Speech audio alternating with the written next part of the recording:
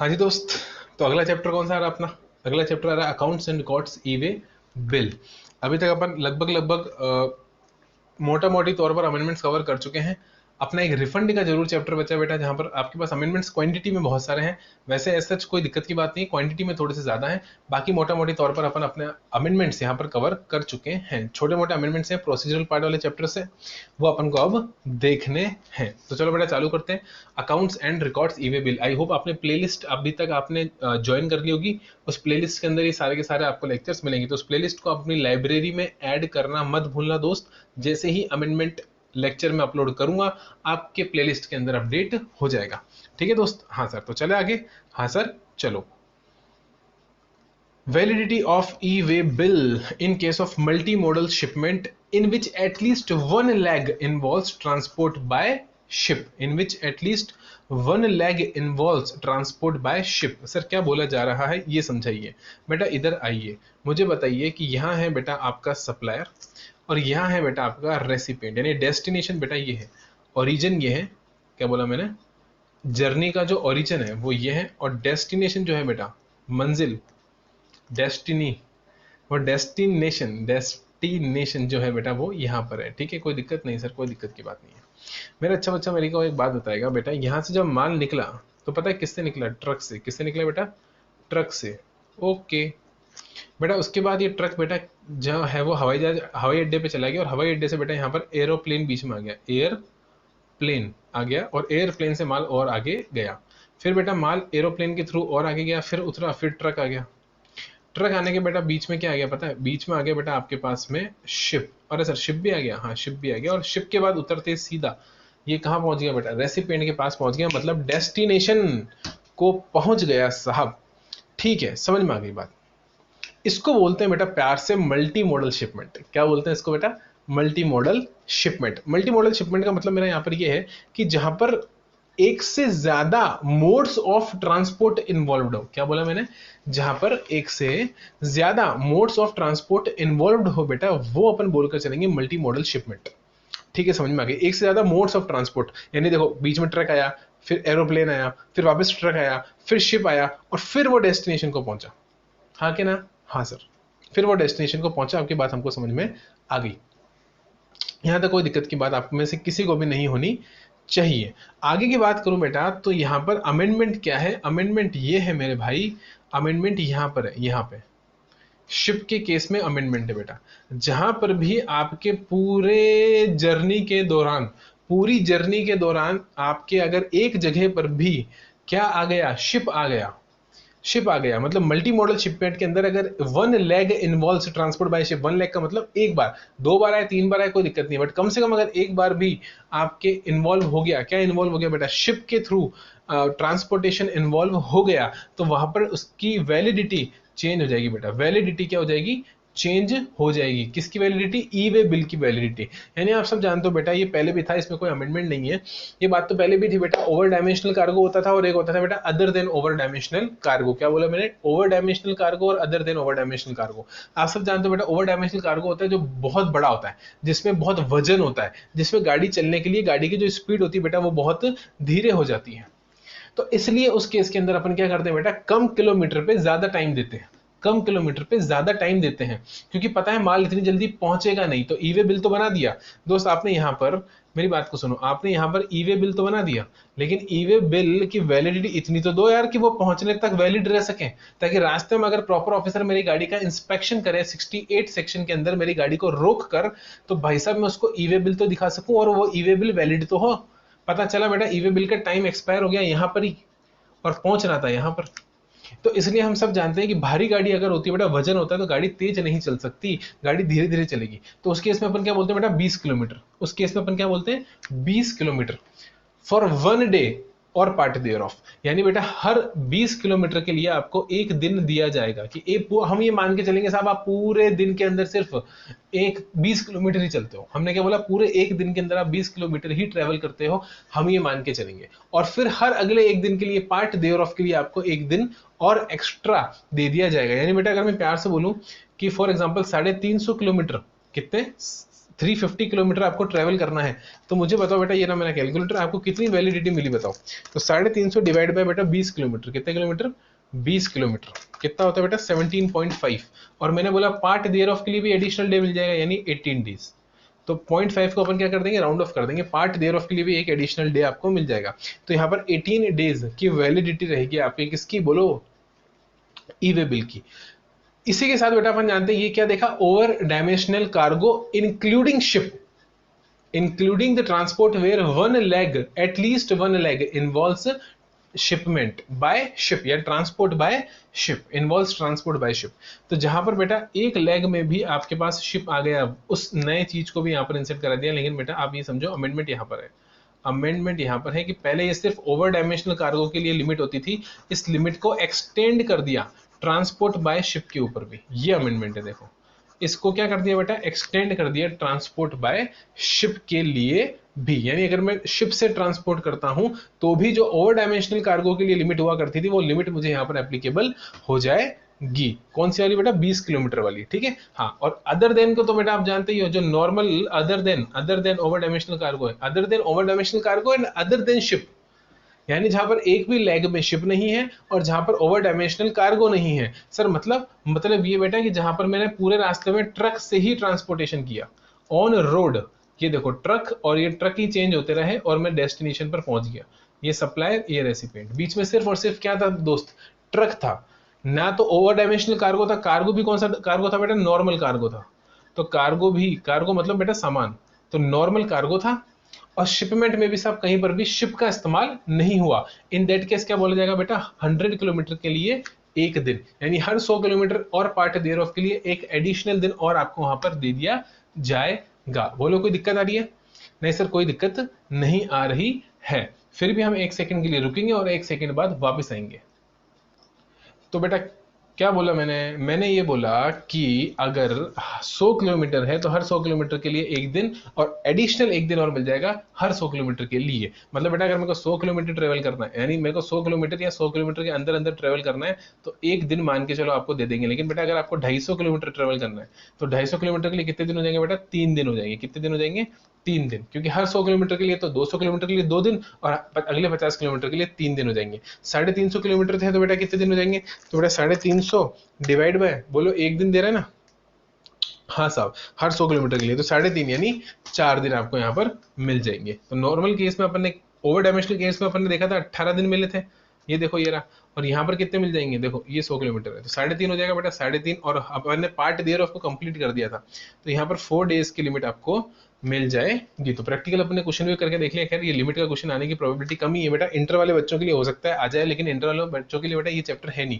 E-way bill का तो है, अकाउंट्स एंड रिकॉर्ड्स का चैप्टर आपके पास में नहीं होता, तो आप चाहो तो पढ़ सकते हो, कोई दिक्कत की बात नहीं है। तो छोटी सी बात है कि 3.5 डेज 4 डेज हो जाएगा कंप्लीट राउंड ऑफ, हम उसको कर देते हैं, क्योंकि वहां लिखा हुआ है कि हर 100 किलोमीटर और पार्ट देयर ऑफ, क्या बोला, हर 100 किलोमीटर और पार्ट देयर ऑफ के लिए आपको एक्स्ट्रा 1 एडिशनल डे यहाँ पर मिल जाएगा। बेटा ये पहले भी था, कोई इसमें ऐसा बड़ा अमेंडमेंट नहीं है, मैंने सिर्फ बोला शिप के केस को ओवर डायमेंशनल कार्गो में ऐड कर दिया। अमेंडमेंट एक ग्रीन वाला पोर्शन अमेंडमेंट है, दैट्स इट। अब आगे चलेंगे बेटा, ठीक है, आगे चलते हैं। ये क्या बोला साहब, ये बोला साहब एक नया अमेंडमेंट आया, शानदार अमेंडमेंट आया, part A of E way bill. क्या बोला मैंने, part A of E way bill. तो सब इसके अंदर इतनी सी बात है, सिंपल सी बात है, छोटी सी बात है, फटाफट समझ लेते हैं। हाँ सर क्या समझाओ, बताओ सब। बेटा कुछ नहीं करा, इन्होंने थोड़ी सी मैं कहूंगा कि स्ट्रिक्टनेस बढ़ा दी। क्या बढ़ा दी, स्ट्रिक्टनेस बढ़ा दी साहब।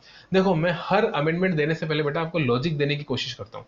अमेंडमेंट तो समझ में आ जाएगा साहब, वो तो कहीं भाग ही नहीं रहा, वो तो लिखा हुआ है आपके सामने, आप पढ़ के भी उससे सेल्फ स्टडी करके भी समझ सकते हो।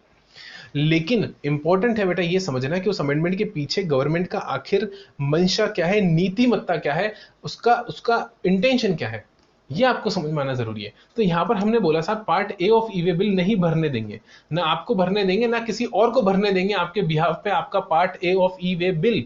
और अगर बेटा वो नहीं भरेगा तो ई वे बिल वैलिड नहीं बनेगा, और ई वे बिल वैलिड नहीं बनेगा तो दोस्त आप आगे काम नहीं कर पाओगे, आप आगे ट्रांसपोर्टेशन ऑफ गुड्स नहीं कर पाओगे, आप कहीं पर भी अपना धंधा स्मूथ मैनर में एग्जीक्यूट नहीं कर पाओगे साहब। आपके धंधे के अंदर हम अड़चन डालेंगे, हम आपके धंधे के अंदर अड़चन डालेंगे साहब, आपको धंधा आसानी से नहीं करने देंगे अगर आपने प्रोविजंस को कंप्लाई नहीं करा। मतलब जो प्रोविजन साहब हमने बना रखे, हम कह रहे हैं साहब ईमानदारी से यार आपको इतनी फ्लेक्सिबिलिटी दे दी साहब, आप कंपोजिशन हो, हाँ तो हमने क्या बोला, कंपोजिशन वालों सालों तुम क्वार्टरली क्या भर दो, टैक्स भर दो और एनुअली रिटर्न भर दो। अब इससे ज्यादा तो क्या करें तुम्हारे लिए बताओ। कंपोजिशन वालों के लिए इतना आसान कर दिया साहब, कोई मंथली रिटर्न नहीं भरना, साल में एक बार रिटर्न भरना है, क्वार्टरली पेमेंट करना है टैक्स का, तो वो तो कर दो कम से कम, वो भी नहीं कर रहे हो हैं। और बाकी नॉर्मल लोगों को क्या बोला साहब, रिटर्न भर दो, मंथली रिटर्न भर दो।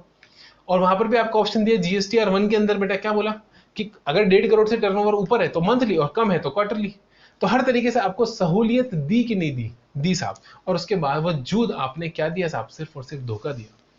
आपने सिर्फ मुझे धोखा दिया, और धोखा दिया दोस्त गवर्नमेंट को, तो गवर्नमेंट ने बोला साहब अब तो ना छोड़ेंगे, आपने हमारी चीटी काटी, हम भी आपकी चीटी काटेंगे, आपने हमें धोखा दिया, हम भी आपको धोखा देंगे साहब, धंधा ना करने देंगे। क्या नहीं करने देंगे, धंधा ना करने देंगे। इधर आओ बेटा, अगर आप कंपोजिशन स्कीम में हो या फिर नोटिफिकेशन नंबर 2/2019, बेटा ये नोटिफिकेशन नंबर अभी अंतिम सांसें ले रहा है अपनी, क्योंकि फाइनेंस एक्ट 2019 के थ्रू मैंने आपको बताया था सब सेक्शन 2A इंसर्ट हो चुका है आपके सेक्शन नंबर 10 के अंदर, जो कंपोजिशन का सेक्शन होता है। तो अभी इतना ज्यादा दम नहीं बचा इस नोटिफिकेशन के अंदर, थोड़ा सा जिंदा है बस, और वो मैंने ऑलरेडी समझाया भी है कि कितना जिंदा है, वो ऑलरेडी मैं समझा चुका हूँ। कौन सा चैप्टर में, चार्ज वाले चैप्टर में। तो नहीं देखा है तो भाग के जाके पहले उस लेक्चर को देख लो, इसे खत्म करके, क्योंकि खत्म होने वाला है बेटा, 2 ही अमेंडमेंट है यहाँ पर। तो क्या बोला मैंने, कंपोजिशन वाला हो या 2/2019 वाला बंदा हो दोस्त, आपको क्या करना है, आपको कुछ नहीं करना है। अगर उसने अपनी रिटर्न फर्निश नहीं करी है, कौन सी वाली, self assessed payment of tax 2 consecutive quarters के लिए, क्योंकि अभी अभी मैंने क्या बोला, जो कंपोजिशन वाले होते हैं उनको statement of payment of tax, return नहीं बोल रहा हूं मैं, ईयरली रिटर्न की बात नहीं कर रहा हूं मैं, बात कर रहा हूं पेमेंट ऑफ टैक्स की। तो उनको बेटा पेमेंट ऑफ टैक्स जो करना होता है वो कितने पीरियड में करना होता है, क्वार्टरली करना होता है। तो बेटा 2 लगातार क्वार्टर, मैंने क्या बोला, कॉन्जिक्यूटिव क्वार्टर्स। तो 2 लगातार क्वार्टर में अगर आपने पेमेंट ऑफ टैक्स नहीं करा तो क्या होगा पता है आपको, बेटा आपका पार्ट ए ना तो आप भर पाओगे ना कोई और भर पाएगा। वो देखो ऊपर लिखा हुआ है, no person including consignor, consignee, transporter, e commerce operator और courier agency shall be allowed, 9% shall be allowed. कोई किसी को अलाउ नहीं करेंगे साहब कि वो आपका पार्ट ए भर दे GST EWB 01 का आपके रेस्पेक्ट में, चाहे एज अ सप्लायर चाहे एज अ रेसिपिएंट, मतलब किसी भी स्टेटस में, चाहे वो एज अ सप्लायर नहीं भर सकता, चाहे वो एज अ रेसिपिएंट भी नहीं भर सकता। तो किसी भी स्टेटस में कोई भी इंसान, चाहे वो कंजाइनर हो, कंजाइनी हो, ई कॉमर्स ऑपरेटर हो, ट्रांसपोर्टर हो, कुरियर एजेंसी हो, आपका पार्ट ए नहीं भर पाएगा साहब। और आप भर नहीं पाओगे बेटा, आपको ब्लॉक कर देंगे।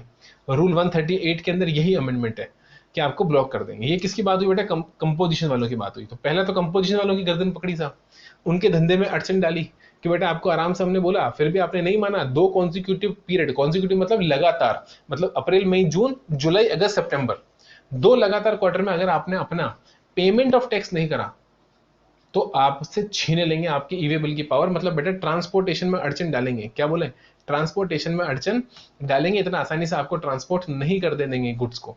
दूसरा बेटा आपका, क्योंकि बेटा एक बात आओ, ईवे बिल बनेगा ही नहीं तो आप गुड्स को ट्रांसपोर्ट कर सकते हो क्या बिना ईवे बिल के, दिक्कत आएगी ना। तो प्रॉपर ऑफिसर ने पकड़ लिया तो फिर वो पूछेगा साहब क्यों नहीं ईवे बिल बनाया, कि साहब वो एक्चुअली हम सर वो एक्चुअली हम मैंने रिटर्न नहीं भरा था तो हमारा पार्ट है फिल नहीं हो सकता। तो बेटा वहां फंस जाओगे फिर, है ना।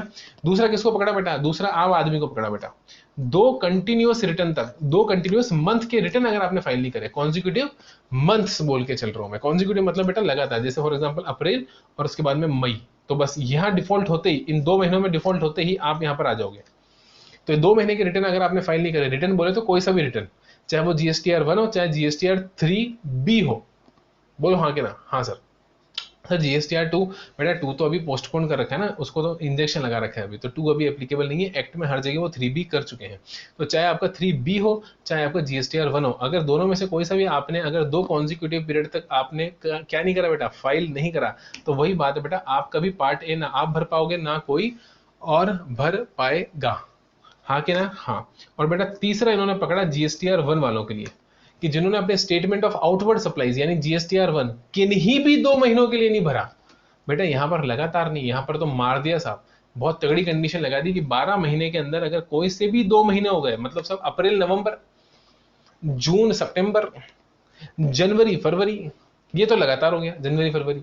तो लगातार नहीं भरा तो वैसे ही क्लॉज बी में कवर हो जाओगे, मतलब सेकंड नंबर पॉइंट में कवर हो जाओगे। और अगर कोई से भी 2 महीनों में नहीं भरा तो भी गए साहब। और जीएसटीआर 1 बोल रहा हूं तो यहाँ तो 1.5 करोड़ की लिमिट है, तो जो 1.5 करोड़ के नीचे होंगे वो क्या बोलेंगे साहब, क्वार्टरली। तो देखो वो भी लिखा हुआ है कि 2 लगातार क्वार्टर में, तो या तो 2 लगातार महीने या 2 लगातार क्वार्टर। अगर आपने अपना जीएसटीआर 1 नहीं भरा, 2 लगातार नहीं, सॉरी लगातार नहीं दोस्त, लगातार तो यहाँ पर है किन्हीं भी 2 क्वार्टर्स में, किन्हीं भी 2 क्वार्टर्स में, लगातार नहीं। लगातार वाली कंडीशन ध्यान रखना बेटा, यहां पर थी कॉन्जिक्यूटिव, यहां पर था कॉन्जिक्यूटिव, यहां पर था, यहां पर तो बेटा बोला किन्हीं भी 2 महीने या किन्हीं भी 2 क्वार्टर्स। सर मतलब ये बेटा कि जैसे मैंने बोला अप्रैल सितंबर, ये 2 महीने में मैंने रिटर्न नहीं भरा, बेटा मेरा पार्ट है, कोई नहीं भर सकता, ना मैं भर सकता ना कोई और भर सकता, बात ही खत्म हो गई। आप ईवे बिल नहीं बना सकते।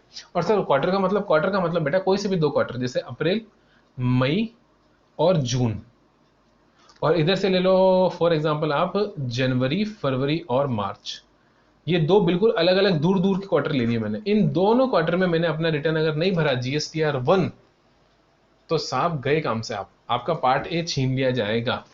लेकिन मैंने क्या बोला बेटा, प्रोविजन को स्ट्रिक्ट नहीं बना सकते साहब। मैं हमेशा जीएसटी पढ़ाते वक्त बोलता हूं प्रोविजन में फ्लेक्सिबिलिटी होनी जरूरी है। क्या होनी जरूरी है बेटा, फ्लेक्सिबिलिटी। अगर आपका प्रोविजन फ्लेक्सिबल नहीं है तो बेटा आगे आपको बहुत ज्यादा प्रॉब्लम आ सकती है लिटिगेशन पॉइंट ऑफ व्यू से। फिर लोग क्या करेंगे बेटा, केस ठोकेंगे, कोर्ट में बात जाएगी। तो इसलिए फ्लेक्सिबिलिटी रखनी जरूरी है। तो बेटा यहाँ पर भी फ्लेक्सिबिलिटी क्रिएट करी और बड़ी सिंपल तरीके से क्रिएट करी। बोला साहब अगर आप कमिश्नर को जेन्युइन रीजन बताते हो, अगर आप कमिश्नर को जेन्युइन रीजन बताते हो, ये प्रूव कर देते हो साहब कि मेरा रीजन वैलिड है और उस कारण से बेटा मैं रिटर्न नहीं भर पाया, इसलिए मेरा पार्ट ए ब्लॉक मत करो साहब, पार्ट ए भरने दो, तो बेटा कमिश्नर आपका पार्ट ए आपको भरने की इजाजत दे सकता है। तो कमिश्नर को पावर दे दी साहब, कमिश्नर चाहे उसे अगर जेन्युइन रीजन लगता है, वैलिड रीजन लगता है, तो वो आपको अलाउ कर सकता है।